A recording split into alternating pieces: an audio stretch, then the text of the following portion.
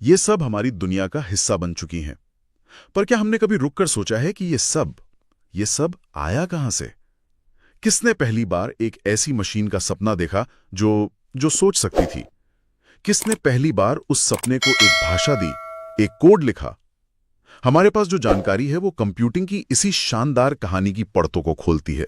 तो चलिए इस कहानी की जड़ तक चलते हैं। बिल्कुल। और ये कहानी किसी एक जीनियस के यूरेका मोमेंट की नहीं है। ये एक रिले रेस की तरह है, जहां हर दौड़ने वाले ने मशाल अगले को थमाई। आज हम इसी रेस को ट्रैक करेंगे, चार्ल्स बैबेज के कागज पर बने एक सपने से लेकर हमारे हाथ में मौजूद स्मार्टफोन तक। हमारे स्रोत इन सभी पड़ावों के बारे में बताते हैं और हम कोशिश करेंगे कि इन डॉट्स को जोड़कर एक पूरी तस्वीर बना सके। तो ये कहानी शुरू कहां से होती है? मेरे ख्याल से 1837 में चार्ल्स बैबेज नाम के एक शख्स के साथ, और उनके एनालिटिकल इंजन के आइडिया से एक मैकेनिकल कंप्यूटर का कॉन्सेप्ट जो भाप से चलता। ये अपने समय से इतना आगे था कि उन्हें फादर ऑफ कंप्यूटर कहा जाने लगा। लेकिन यहाँ एक और नाम है जो शायद ज्यादा दिलचस्प है, एडा लवलेस। और एडा लवलेस का रोल यहाँ गेम चेंजर था। देखिए, चार्ल्स बैबेज ने मशीन का एक शरीर तैयार किया, एक ढांचा सोचा, लेकिन उस शरीर में जान कैसे फूंकी जाएगी, उसे निर्देश कैसे दिए जाएंगे, ये सोचने का काम एडा लवलेस ने किया। उन्होंने उस मशीन के लिए दुनिया का पहला एल्गोरिदम लिखा, जो उस वक्त सिर्फ कागजों पर मौजूद थी। इसीलिए उन्हें दुनिया का पहला कंप्यूटर प्रोग्रामर माना जाता है। ये बात मुझे हमेशा हैरान करती है। मतलब मशीन तो बनी भी नहीं थी, वो सिर्फ एक आइडिया थी। तो एडा लवलेस ने एक ऐसी मशीन के लिए कोड कैसे लिख दिया जो असल में मौजूद ही नहीं थी? ये तो किसी ऐसी भाषा में कविता लिखने जैसा है जिसे अभी तक कोई बोलना भी नहीं जानता। यही तो उनकी दूरदर्शिता थी। वो सिर्फ कैलकुलेशंस नहीं देख रही थी, वो समझ गई थी कि ये मशीन सिर्फ नंबरों से कहीं ज्यादा कुछ कर सकती है अगर उसे सही निर्देश दिए जाएं। उन्होंने देख लिया था कि हार्डवेयर और सॉफ्टवेयर एक ही सिक्के के दो पहलू हैं। एक शरीर है तो दूसरी उसकी आत्मा, और दोनों एक दूसरे के बिना अधूरे हैं। क्या कमाल की शुरुआत है! तो हमारे पास एक मशीन का आइडिया है और उसे चलाने के लिए एक प्रोग्राम का कॉन्सेप्ट भी। अब लगभग 100 साल आगे आते हैं। मशीनें बनने लगी हैं, लेकिन वो विशाल कमरों जितनी बड़ी हैं। अब सवाल यह है कि एक आम इंसान उस मशीन से बात कैसे करेगा, उसे कमांड कैसे देगा? इसी सवाल के जवाब में दो बहुत जरूरी चीजें सामने आईं। पहली थी कीबोर्ड, जिसका आइडिया सीधे टाइपराइटर से आया। क्रिस्टोफर शोल्स का बनाया हुआ क्वर्टी लेआउट, वो आज भी हमारे कीबोर्ड पर मौजूद है। लेकिन दूसरी चीज ज्यादा क्रांतिकारी थी, और वो था माउस। और यहाँ एक बड़ी कमाल की बात सामने आती है। पहला माउस 1964 में डगलस एंगलबोर्ट ने बनाया था, और वो लकड़ी का था। लकड़ी का?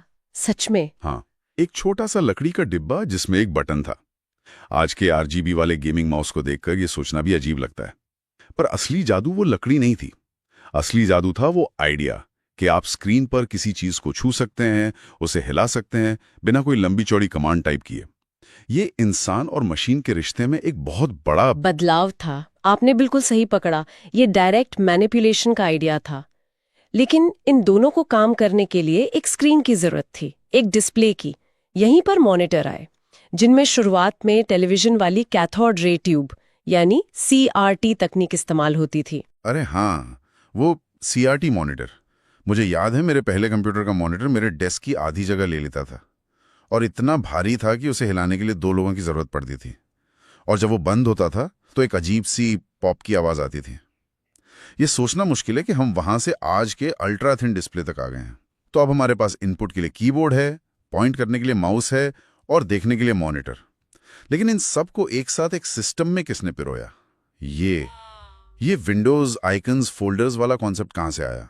यहाँ कहानी में एक बहुत बड़ा मोड़ आता है, और उस मोड़ का नाम है ज़ेरॉक्स पार्क, मतलब पालो एल्टो रिसर्च सेंटर। 1970s के दशक में ज़ेरॉक्स की रिसर्चर्स ने सोचा, कंप्यूटर से उसकी भाषा में बात क्यों करें? क्यों ना कंप्यूटर हमसे हमारी भाषा में बात करे, यानी तस्वीरों और इशारों की भाषा में। इसी सोच से जन्म हुआ ग्राफिकल यूजर इंटरफेस का। ग्राफिकल यूजर इंटरफेस यानी GUI। हाँ, GUI। आसान भाषा में कहें तो कमांड लाइन एक अंधेरे कमरे में आवाज लगाकर सामान ढूंढने जैसा था और GUI उस कमरे में लाइट जला देने जैसा था। अचानक सब कुछ दिखने लगा, फाइल्स, फोल्डर्स, आइकॉन्स। मतलब जीरोक्स ने वो दुनिया बनाई जिसे आज हम डेस्कटॉप कहते हैं। ये तो बहुत बड़ी बात है, पर मैंने तो हमेशा सुना है कि ये सब माइक्रोसॉफ्ट और एप्पल ने किया। और यहीं पर टेक्नोलॉजी की दुनिया की सबसे बड़ी कहानियों में से एक है। जीरोक्स ने ये हीरा बनाया, लेकिन वो इसकी कीमत नहीं समझ पाए। उन्होंने इसे बस एक रिसर्च प्रोजेक्ट की तरह देखा। बाद में स्टीव जॉब्स और बिल गेट्स जैसे लोगों ने जीरोक्स पार्क का दौरा किया, इस आइडिया की असली ताकत को पहचाना और फिर उसे पूरी दुनिया तक पहुंचाया। वाह, तो ये सब हार्डवेयर और इंटरफेस की बात हो गई, पर इस पूरे सिस्टम को चला कौन रहा था? वो कौन सी चीज थी जो हमारे क्लिक को मशीन तक पहुंचा रही थी?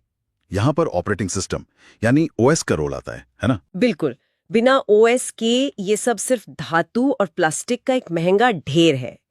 OS ही हार्डवेयर और सॉफ्टवेयर के बीच का मैनेजर है। शुरुआती OS बहुत सरल थे, जैसे 1950s के दशक के बैच OS। ये आज के जमाने से बहुत अलग थे। सोचिए, आपको कंप्यूटर को कोई काम देना है तो आप उसे कामों की एक लिस्ट बनाकर दे देते थे और फिर घंटों इंतजार करते थे। बीच में आप कुछ नहीं कर सकते थे। ये एक तरफा बातचीत थी। और आज का OS एक लाइव बातचीत की तरह है। मैं कुछ करता हूं, वो तुरंत जवाब देता है। ये बदलाव बहुत बड़ा था। बहुत बड़ा।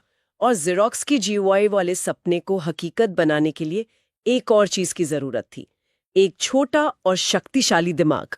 यहीं पर इंटेल का माइक्रो प्रोसेसर एक गेम चेंजर साबित हुआ। उसने पूरे के पूरे सेंट्रल प्रोसेसिंग यूनिट यानी CPU को एक नाखून जितनी छोटी चिप पर ला दिया। इससे पहले CPU एक बड़े कैबिनेट के बराबर होते थे।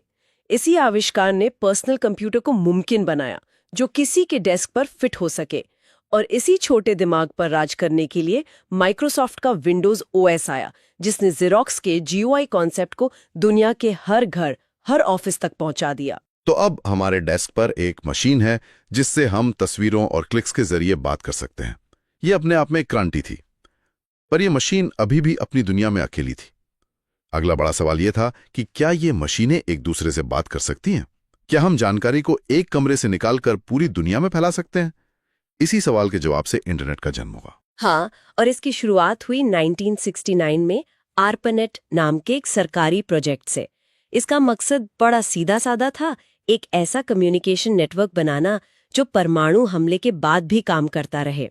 एक ऐसा नेटवर्क जिसका कोई सेंट्रल स्विच न हो, जिसे एक जगह से बंद न किया जा सके। और इसी ARPANET से आज का इंटरनेट बना। पर यहाँ एक कंफ्यूजन है जो हमेशा लोगों को होता है, और हमारे स्रोतों में इसे परीक्षा की ट्रिक भी कहा गया है। इंटरनेट और वर्ल्ड वाइड वेब में क्या फर्क है?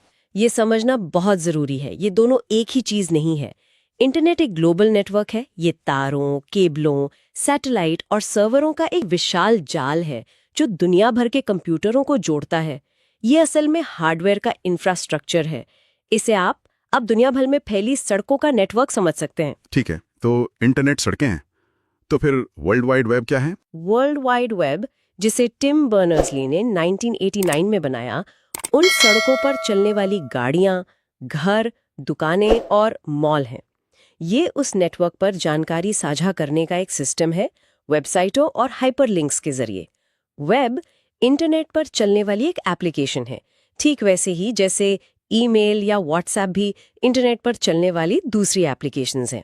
वेब के बिना इंटरनेट सिर्फ एक खाली नेटवर्क होता। ये बहुत ही बढ़िया तरीके से समझाया। और टिम बर्नर्स-ली ने न सिर्फ वेब का आविष्कार किया, बल्कि उन्होंने पहली वेबसाइट info.cern.ch और पहला वेब ब्राउज़र भी बनाया। उस ब्राउज़र का नाम भी वर्ल्ड वाइड वेब ही था। बाद में गूगल क्रोम, मोज़िला फायरफॉक्स जैसे ब्राउज़र आए जो वेब तक पहुंचने का हमारा दरवाज़ा बन गए। और टिम बर्नर्स-ली का सबसे बड़ा योगदान शायद ये था कि उन्होंने अपने इस आविष्कार को पेटेंट नहीं कराया। उन्होंने इसे दुनिया के लिए मुफ्त और खुला छोड़ दिया ताकि कोई भी इस पर कुछ भी बना सके। अगर वो ऐसा नहीं करते तो शायद आज वेब इतना बड़ा और विविध नहीं होता। बिल्कुल। तो अब इंटरनेट की सड़कें बन चुकी हैं और वेब के शहर भी बस गए हैं। अब सवाल था कि लोग यहाँ करेंगे क्या? हमारी डिजिटल आदतें कैसे बनी? सबसे पहली चीज तो ईमेल थी, है ना? बिल्कुल। रेड टॉमलिंसन ने ईमेल का आविष्कार किया और @ सिंबल का इस्तेमाल शुरू किया यूजर नेम को होस्ट नेम से अलग करने के लिए। ये पहली किलर ऐप थी जिसने लोगों को ऑनलाइन आने का एक बड़ा कारण दिया। और जैसे जैसे वेब पर जानकारी बढ़ती गई, वो एक विशाल लाइब्रेरी की तरह हो गया, जिसमें कोई लाइब्रेरियन या कैटलॉग नहीं था। सब कुछ था, पर मिलता कुछ नहीं था। सही कहा। यहीं पर सर्च इंजन की जरूरत पड़ी और इस जरूरत को सबसे बेहतर तरीके से गूगल ने पूरा किया। लैरी पेज और सर्गेई ब्रिन ने पेजों को उनकी लोकप्रियता के हिसाब से रैंक करने का एक शानदार तरीका निकाला। इसने जानकारी के समंदर में से अपनी मतलब की बूंद ढूंढना अविश्वसनीय रूप से आसान बना दिया। और जानकारी ढूंढने के बाद लोगों ने एक दूसरे को ढूंढना शुरू किया। यहीं से सोशल मीडिया का दौर शुरू हुआ, जिसका सबसे बड़ा उदाहरण फेसबुक है, जिसे मार्क ज़करबर्ग ने बनाया। तो अगर हम पूरी कहानी को देखें, पहले मशीन बनी, फिर उसे चलाने का विजुअल तरीका यानी GUI आया, फिर उन मशीनों को जोड़ने के लिए इंटरनेट बना, उस जुड़ाव पर जानकारी साझा करने के लिए वेब आया, उस जानकारी को खोजने के लिए सर्च इंजन आए, और फिर लोगों को जोड़ने के लिए सोशल मीडिया। हर चीज अगली चीज के लिए रास्ता बना रही थी। एकदम सही। और इस पूरी कहानी में कुछ गुमनाम हीरो भी हैं जिनके बिना ये सब मुमकिन नहीं था, जैसे विलियम शॉकली का ट्रांजिस्टर, जिसने विशाल वैक्यूम ट्यूब की जगह ली और कंप्यूटर को छोटा और भरोसेमंद बनाया, या जैक किल्बी का इंटीग्रेटेड सर्किट, जिसने हजारों ट्रांजिस्टर को एक छोटी सी चिप पर समेट दिया। और एक नाम जो मुझे विशेष रूप से दिलचस्प लगता है, वो है अजय भट्ट का। उन्होंने USB का आविष्कार किया। आज ये हमें बहुत मामूली सी चीज लगती है, लेकिन जरा सोचिए, USB से पहले हर डिवाइस को कंप्यूटर से जोड़ने के लिए एक अलग तरह का पोर्ट, अलग तार और मुश्किल सेटिंग्स होती थीं। USB ने प्लग एंड प्ले को हकीकत बनाया। ये सभी आविष्कार नींव के पत्थर की तरह हैं। ये वो चीजें हैं जो हमें दिखती नहीं, लेकिन इनके बिना आज की डिजिटल इमारत खड़ी ही नहीं हो सकती थी। तो चार्ल्स बेबेज के 1837 के एक विचार से लेकर हमारे हाथों में मौजूद स्मार्टफोन तक का ये सफर वाकई कमाल का है। एक लकड़ी का माउस जो इंसान और मशीन के रिश्ते को बदल देता है, इंटरनेट और वेब के बीच का वो बारीक फर्क, और ज़ीरॉक्स पार्क में बना एक आइडिया जिसे माइक्रोसॉफ्ट और एप्पल दुनिया तक पहुंचाते हैं। ये छोटी छोटी कहानियां दिखाती हैं कि टेक्नोलॉजी कैसे एक एक कदम आगे बढ़कर विकसित हुई है। ये कहानी नहीं है, बल्कि विचारों की एक श्रृंखला है। डगलस एंगलबार्ट के माउस का कोई मतलब नहीं था अगर ज़ेरॉक्स पार्क में GUI ना बनता। टिम बर्नर्स-ली का वेब ARPANET के बिना मौजूद नहीं होता। और ये सब कुछ इंटेल के माइक्रोप्रोसेसर के बिना किसी के डेस्क पर नहीं पहुंच पाता। यह एक जुड़ी हुई कहानी है, ठीक उसी इंटरनेट की तरह जिसे इन लोगों ने बनाने में मदद की। ये सब जानने के बाद एक सवाल मन में आता है। हमारे स्रोतों में हमें हर आविष्कार के लिए एक आविष्कारक का नाम मिलता है, बैबेज, लवलेस, एंगलबॉट, बर्नर्स-ली। पर आज की कनेक्टेड दुनिया में, जहां ओपन सोर्स प्रोजेक्ट्स में हजारों लोग मिलकर कोई नई टेक्नोलॉजी बनाते हैं, या बड़ी कंपनियों में विशाल टीमें एक प्रोडक्ट पर काम करती हैं, क्या अब भी किसी एक इंसान को आविष्कारक कहना संभव है?